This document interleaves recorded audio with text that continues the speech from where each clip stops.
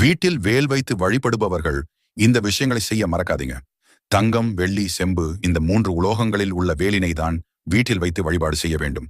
கிருத்திகை, பரணி, பூசம், விசாகம், அவிட்டம், சித்திரை, மிருக சீரிஷம், புனர்பூசம, பூரட்டாதி போன்ற நட்சத்திர நாளில் வேல் வாங்குவது சிறப்பு. அதேபோல் பஞ்சமி, சஷ்டி, தசமி போன்ற திதிகளிலும் வாங்கலாம். தனித்த நிலையில் உள்ள வெளிற்கு கட்டாயம் அபிஷேகம் செய்து வழிபாடு செய்ய வேண்டும்.